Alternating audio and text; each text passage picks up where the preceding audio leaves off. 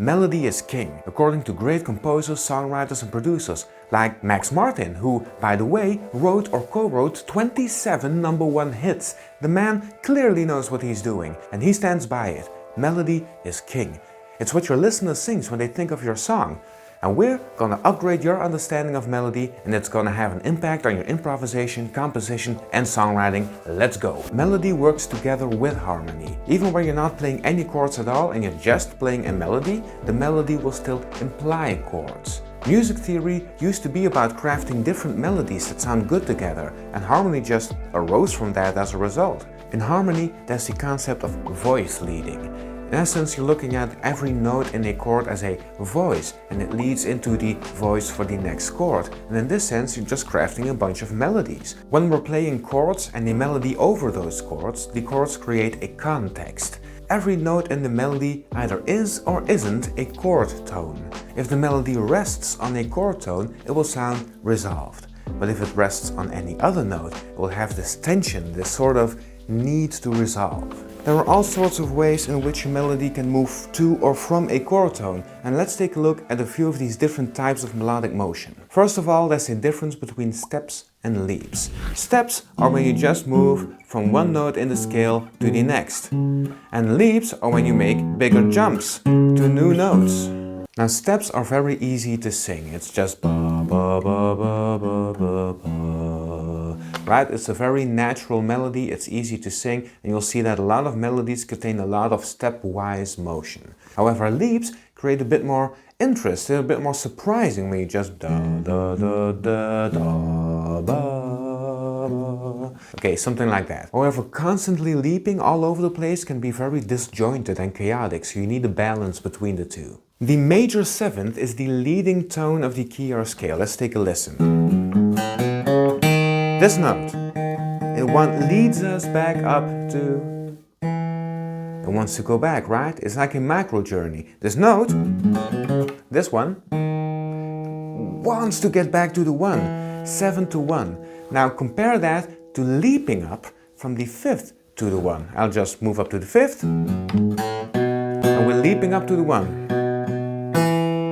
Now it sounds really good, there's nothing wrong with this whatsoever. It's just when I'm on the 5, I'm not expecting the 1 as much. It's not leading us there. So it's a bit more of a surprise. It's just playing the 5 and then playing the 1. It's a different effect, and I want you to become conscious of the different kinds of effects that different notes in the key or scale can have. Okay, chord tones and non-chord tones, steps and leaps. Now we can take a look at different kinds of melodic motion. Passing tones are probably the simplest type of melodic motion. Now, let's take a look at Father Jacob. Father Jacob goes like this.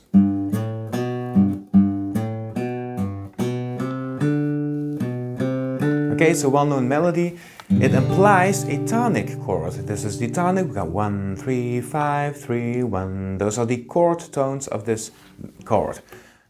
Obviously. We're moving from the 1 to the 3, but we're passing through the second, just moving up stepwise from one chord tone to the next chord tone. 1, 3 is replaced by 1, 2, 3. And that's it, simple enough, right? After that, the melody goes from the 3 to the 5, moving through the 4th. 3, 4, 5, 3, 4, 5. And here the 4 is the passing tone, letting us pass from 3 to 5 using stepwise motion. Descending motion would be passing tones as well, there's no difference there. Then there are neighboring tones. So let's stick with Father Jacob for a second. The next part of the melody would be... Now there's stepwise motion going on here as well. It's just... using a passing tone to go from the 5 to the 3, and then the leap from 3 back down to 1. However, before all of this happens, we got 5, 6, 5, not 5, 6, 7. That would be a passing tone, then the 6 would be a passing tone between the 5th and the 7th, but now we're moving up from 5 to 6 and back down to 5. That's called a neighboring tone, and this is an upper neighboring tone. If it had been 5, 4, 5, it would be a lower neighboring tone. Now, ornamentations might be a bit more fun. Let's say we want to move up from the 1 to the 3. 1 to 3. Now, instead of just using passing tones, moving up stepwise to the 3, we're going to do something different. We know we want to land on the 3 and we're going to play both neighboring tones before we actually end up there. If we want to go to the 3, that's the 2 and the 4. So we either play 1, 4, 2, 3 or 1, 2, 4, 3. The order doesn't matter, just play both notes before you end up on the 3. Now what does that sound like? 1, 2, 4, 3 or 1, 4, 2, 3. Both are ornamentations to get to the 3. So what happens is when we play 1, 2, 4, 3, we expect this to be a passing tone leading up to the 3. But instead, we're playing the 4 as well, the 2 and the 4, both directing us towards the 3. And then we finally land on the 3. This can be a beautiful way to end a phrase, but if you do it all the time, it becomes too predictable and it loses its effect. There are also suspensions. So think of sus4 chord, for example. The sus in that chord stands for suspension. And what this really is back when we were inventing music theory back in Bach's days, we used to have a melodic look at music, and the harmonic style only developed later on. So a melody might land on the 4th before descending back to the 3. Now that's not just whenever you play a 4 leading back to the 3. The thing is, if you got 2 different chords, now I'm playing C and G, C and G, just 5 and 1 in the key of C.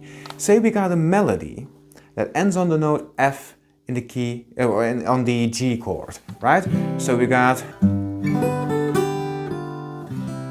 okay, so now we got the 3 of G moving stepwise to the 1, keeps moving stepwise to F, which wants to resolve back to the E of the C chord. That's what we're doing right now. Now imagine we're staying on that F a bit longer. The chord does change, but the melody doesn't quite yet.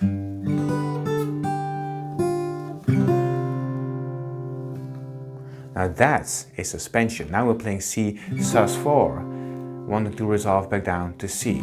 So what this really is we're holding on to a note that wants to resolve before actually letting it go. And because we're holding on to that note, that creates suspense. So these are suspensions. That's how suspensions work. Then there are leading tones. Now you might know the leading tone of the major scale, the 7th, but there are other leading tones.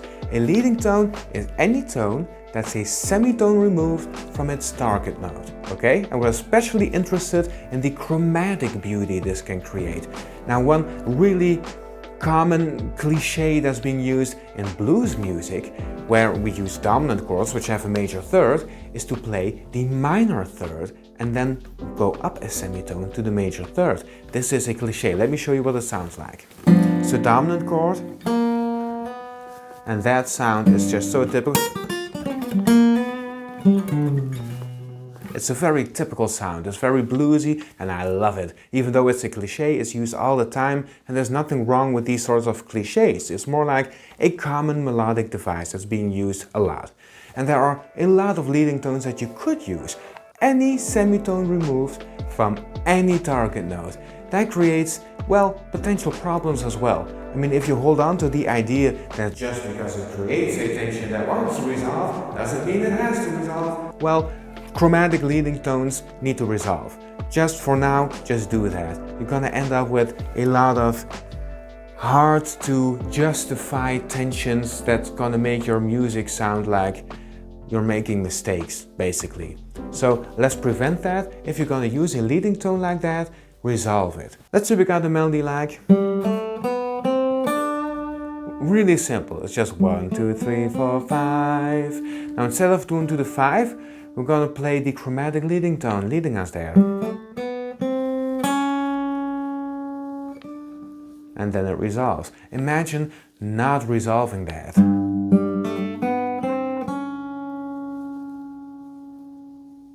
Nice. No, not nice. It's not nice. Ah, now it's nice. The resolution was necessary there. Okay, so watch out with the chromatic leading tones or you're gonna get in trouble. Okay, and last but not least, the anticipation. Now, let's say we're going from a G chord to a C chord. C contains C, E, G, G contains G, B, D. They're not sharing all their notes, they share the note G, but the rest is different. So say we want to anticipate the C chord that we're going towards by playing either C or E before the chord is actually there. We're going to play the chord tone right before the chord actually lands. Now that's going to sound a little bit like this. Or otherwise. So the chord tone was there before the chord landed. So that gives us passing tones, neighboring tones, suspensions, leading tones, anticipations and ornamentations. Now those are all kinds of melodic motion that you can use, and they have to do with the chord that's lying underneath. Now, a melody will always have some vertical motion because it's moving from one note to the next, so obviously there's vertical analysis going on. But for now I'm going to consider these types of motion to be horizontal analysis because they have to do with the chord that's underneath. And I want to give you a little insight on some broader, more actual horizontal analysis of melody. In songwriting, there's something I've learned as the 3-5-1 device. Now, the idea is that as the melody rises, energy increases. So when we're moving from the verse to the pre-chorus to the chorus, we can increase the energy level by rising with the melody. Now, the idea is that in the chorus you want to land on the 1 to create a climactic feeling of coming home, right? Landing on the tonic. And in the chorus, you're making the most important point of your song. So this is why we want to create this climax feeling and have the highest amount of energy. So how do we end up there? Well, in the pre-chorus, we can take one note below that, or well, not the 7, not one note below it, but a chord tone below it by centering our melody around the 5th. And then we can center the melody of the verse around the 3. And that's a good choice as well, because the 3 is the most interesting note of these 3. It has the most tension of the chord tones. So the verse will be interesting, and we can rise up to the pre-chorus and then rise up even more to the chorus, creating a climax into the chorus. This is what I call a bit of horizontal analysis in melody. Now, of course, you don't have to use the 3, the 5 and the 1. I would say use this device just to become acquainted with it, but you can pick different notes and it can create different kinds of feelings to do so. Just try the 3-5-1 out and see if you can build in this radar for increasing energy in your melodies. Then there's melody shapes. Now, melody can have 5 different types of shapes. They can ascend, descend, it can be a hill or a valley, and it can be a flat melody. Now, changing the shape when you're moving from one song section to the next, say from the verse to the chorus, catches the listener's attention because you're creating contrast with this different melody shape, and we're going to take a look at this later on. But keep in mind that melody shapes can be used to create contrast, and don't underestimate the flat melody. Not moving can create a tension as well because you really want to move at some point, and when you finally do, it creates a dramatic effect. Mr. Brightside by The Killers is a great example of this. Now, Mr. Brightside goes, "Coming out of my cage and I've been doing just fine, gotta get out because I want it all." It just practically stays on one note. It just dances around a little bit, moving from the 1 to the 7, for example, but it's basically a flat melody. And then finally in the chorus you get, "And guess it's just the price I pay." And in a concert, everyone will be singing that melody because finally the melody breaks free from its flat shape and it ascends up, it leaps up before wanting to resolve back down to 3, right? So it creates drama. It's very dramatic and it's very powerful in that sense. And then there's the idea of motifs. Now, a motif is a tiny fragment of melody that has some recognizable identity. Now, one very simple idea might be to ascend stepwise twice. For example, 1, 2, 3, we ascended twice stepwise, right? Now, a motif can be varied on. You can create variations. So, for example, we could start on a different note, like on the 3. 3, 4, 5, same kind of motion, ascending stepwise twice, but we're starting on a different note and therefore ending on a different note. And so this is similar but different. Now, when you came up with a melody, try and see which motifs you've used and create a variation on it or switch them up or something. This creates some coherence in your melodic ideas, and this is easier for the listener to grasp. You know, they can follow along better when you're repeating ideas or varying on them, and it creates more of an identity.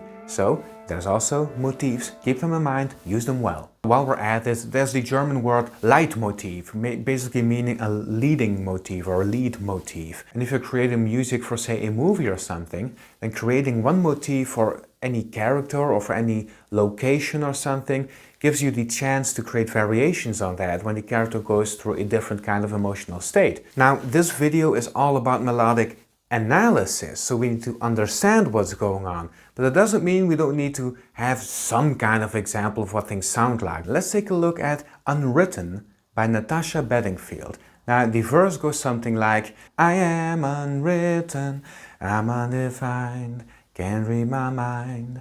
Okay, so we've got this area in which the melody stays during the verse. It's kind of interesting, it's telling a story, not just the words, but also the melody itself. It leaps and it steps and it has different types of motions. So this sounds a bit more like a story. But then we end up in the pre-chorus, moving up to the chorus. Now the pre-chorus goes, staring at the blank page before you, open up the dirty window, let the sun illuminate the words that you could not find, reaching for something in the distance, so close you can almost taste it. Okay, so clearly we were starting low and ascending, ascending, ascending, moving up to a climax, moving up to the note that the chorus starts on.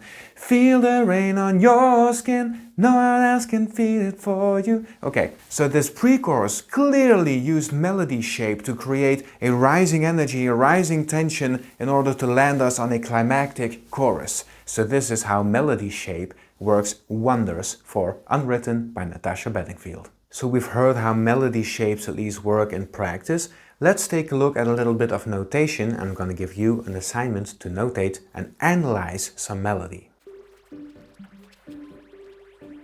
This is the first section of melody of How Deep Is Your Love. And I want to ask you to analyze this, and I want you to analyze it in 4 ways, okay? Ideally, you would have 4 different color pens to use. Now first, notate the melody by hand. Don't take a screenshot and print it out. Don't notate it in music notation software. Just take pen and paper and write it down for yourself. Then, when you've written it down, first I want you to take one of those colors and circle all the chord tones. Okay, every 1, 3, 5 and 7 of the chords that's being played in that moment. Next, I want you to take another color and write down or circle all the notes that are melodic devices, like passing tones, anticipations, ornamentations, you know, all those things that we've learned. See which melodic devices are being used here. Next, take another color and circle the leaps. Melodies generally have a lot of stepwise motion, which means circling the leaps will be easier than circling the stepwise motion, so just circle the leaps. And lastly, I want you to take a look at which motifs are being used and how are they varied on throughout this melody. So if you've analyzed this melody in those 4 ways, we're going to get to the answers just a bit later in this video. The most important thing is to become conscious of melodic analysis while you're improvising or composing. Like play around with these concepts. Next time you're improvising, think, you know what, I'm going to use a bunch of neighboring tones. I'm going to see just how much I can do with neighboring tones. And at some point you're just going to be sick of neighboring tones and you switch up your improvisation and say, let's use some ornamentations or let's use anticipations, and just pick one device and keep using that one device, and it's going to give your improvisation a sort of identity, a sort of theme to it, right? So this is how you can become acquainted with the different melodic devices. But the same thing goes for the horizontal analysis ideas, like melody shape and motifs. You use this in your improvisations as well, and in your compositions as well. You use all these ideas in your compositions. If you're wondering, why is my melody all over the place? Well, now you can analyze your melody and you can figure out what it is you're doing and what you might not want to do later on. Because if you're using every single melodic device all the time in every different shape, you're not really having a theme to your melody and it's going to sound all over the place because there's no sense of identity. So see what your first idea was, your first melodic idea that started your composition or your song, and then try and vary on those ideas that are already there, or create contrast on those ideas that are already there. But make sure things answer each other, so you're not just willy-nilly doing all sorts of different things. And of course, I would love to hear your guys' compositions and songs, so if you ever want feedback on something, just put a link to it in the comments below and I'll check it out. Now let's see what you did with the notation of how deep is your love and analyzing that melody. Okay, so let's make chord tones blue. And I'm just going to circle the notes that are chord tones. I've got the chords there. You can write out which notes are in it and you can start to read it. Do it for yourself because that would be a great exercise, but I'm going to just quickly move through it right now. Here we go. Okay, so as you can see, most of the melody consists of chord tones. This is how tightly melody and harmony is linked. So now I'm going to use green to indicate melodic devices, in order to see how we went from one chord tone to the next and how we approach chord tones and stuff like that. So we're going to go through this slowly, step by step. Now here we've got a passing tone, moving from the third to the second to the first, right to the tonic. That's just a passing tone, nothing special going on there. This is clearly an anticipation of the note of the chord that's following. It's the 7th, it's E flat, it's the 7th of F minor 7. Here we got another passing tone, and here we got another anticipation. This is a little bit weird. It sounds like it wants to be an ornamentation, but it decides against it at the last moment with this anticipation, because even though it's a chord tone for G minor 7, it's also an anticipation of this B flat 7th chord with added notes, like it's a 9th and it's sus4. And so basically this is the 5th of B flat. Don't be misguided by this F minor 7. It's a B flat chord. So this little leap here is actually quite surprising. It's a weird little thing. It's an unfinished ornamentation, is what I would call it. Now basically this, although it's a little bit weird, it's also a passing tone, moving from the note that we just landed on for a really long time, moving up to, well, what we're doing here. Nothing but chord tones in this whole measure, and still a lot of chord tones here, followed by this passing tone and another passing tone here, and again here. I'm going to use black to indicate leaps instead of steps, because there's a lot of stepwise motion going on here, but there are also a few leaps, like here, here, there, and here. Now this starts to look pretty messy, but going through a melody like this can be really useful. It can be a really useful way to make yourself conscious of what's actually happening in a melody. We got a bunch of stepwise motion, a bunch of anticipation and passing tones. There's this little sort of unfinished ornamentation, which is kind of weird to explain, but it's in there. And there are mostly steps, just a few leaps. And this was a hit once upon a time, even before I was born, but it's a beautiful song and the melody works together with the chords. It works really well. They love each other. Ah, it's so sweet. Okay, now in terms of motifs, I used to have a red pencil, or a red pen, but I don't anymore, so I'm just going to use a pencil. We've got a na na na na na na. So that's this sort of shape. And then we move up, da da da. What do we do here? Na na na na na na. Again, here we got na na na na na. The same sort of melodic shape, moving up. Na na na. And we've got this ascending motion here and another ascending motion to the next melody here. And also, by the way, a little bit here. So, na na na na na na na na na na na na na na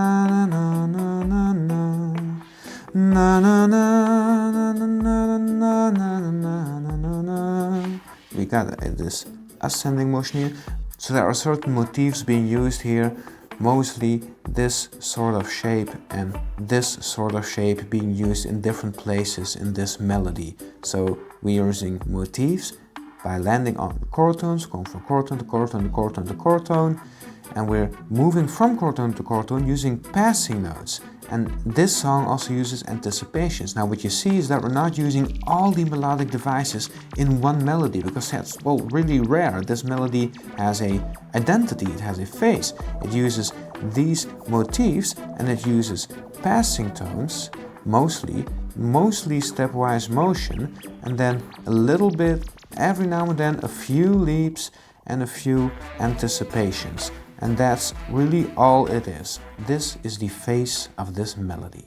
And now it's time for the recap. All of this was about melodies, so let's take a look at what we learned. First of all, there are chord tones and non-chord tones, and we can move through a melody stepwise, or we can use leaps to move from one note to the next. We learned about a few melodic devices. They're the passing tone, the neighboring tone, their anticipation, suspension and ornamentation, and the leading tones. Not the one leading tone from the scale, that's the seventh, the major seventh moving up to the one, but just leading tones in general, which are a semitone removed from their target note. And we've discussed some ideas that you can use in songwriting and composition and improvisation for that matter. They're the 3-5-1 device, their motifs, and the certain shapes that melodies can have: ascending, descending, hill, valley, and the flat melody. And that's everything we discussed. Alright, now that we've had a deeper look at melody, we can better understand how melody and harmony work together in future lessons. If you want to help me out on my YouTube journey, liking this video is just one click away. And of course, if you think the video is worth sharing, I would love it if you would do that. Also, if you're still watching all the way to the end and you haven't subscribed yet, you know what to do, okay? Also, I've set up a Patreon page in case I'm ever getting to the point where people actually want to support me, but you can just enjoy this content for free. I'm not putting it on YouTube for nothing, so don't feel obligated or anything. It's fine. Just in case you can and want to help, there's the Patreon page. I'm coming a long way and I still have a long way to go, so I just keep going, I keep moving on, and we'll see where we end up. Anyway, thanks for checking out my stuff. I hope I helped improve your understanding of music, and now go make some music.